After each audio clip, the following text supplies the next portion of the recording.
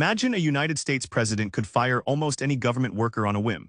For nearly a century and a half, laws have made that impossible. The idea was to create a professional, nonpartisan workforce that serves the country, not a political party. But a controversial plan, first rolled out in 2020, seeks to upend that system. This raises a fundamental question.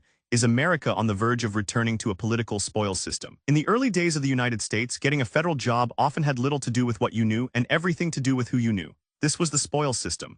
The winning political party would hand out government positions to loyal supporters as rewards. Competence was secondary to loyalty. After an election, thousands could be swept out of their jobs, replaced by a new wave of political allies. It was chaotic, inefficient, and bred corruption. The system's flaws came to a head in 1881. A disgruntled and mentally unstable man named Charles Guidow believed he was owed a government job for his minor support of President James A. Garfield's campaign. He was denied a position. On July 2nd, he walked up to Garfield at a Washington, D.C. railroad station and shot him. The president's eventual death from his wounds horrified the nation. This became a catalyst for change. The public was fed up with a system that could motivate such a terrible act. In response to the public outcry, Congress passed the Pendleton Civil Service Reform Act of 1883. It was a landmark piece of legislation that established the United States Civil Service Commission. The law mandated that federal jobs be awarded based on merit, determined by competitive exams. It also protected employees from being fired for political reasons. Suddenly, expertise mattered more than political connections. This act laid the foundation for the professional civil service we know today. So just how big is this workforce? It's enormous. The United States Federal Civil Service is the nation's single largest employer with roughly 2.8 million civilian workers. This includes the United States Postal Service. They aren't all in Washington, D.C. either. In fact, more than 80% of federal employees work outside the nation's capital. They are in offices from the Department of Agriculture in Iowa to NASA engineers in California. This massive workforce is divided into three main categories. The vast majority are in the competitive service, where they get their jobs through an open, merit-based application process. Then there's the accepted service, which includes jobs with specialized hiring processes like CIA agents, FBI agents, and federal attorneys. At the very top is the Senior Executive Service, a small group of high-level leaders. They serve as a bridge between the career civil service and political appointees. Hiring this many people requires a complex system. In a single recent fiscal year, the government used over 100 different hiring authorities.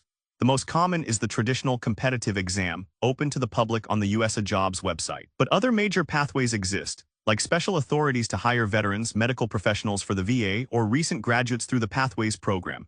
It's a labyrinth designed to match specific needs with specific skills, all while upholding the principle of merit.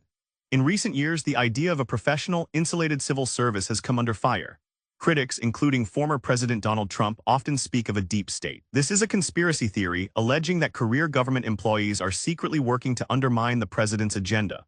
Proponents of this view argue that the civil service has become an unaccountable, unelected fourth branch of government that is resistant to change. In 2018, the Trump administration took its first major steps to address these concerns. It issued 3 executive orders designed to make it easier to fire federal workers and to weaken the unions that represent them.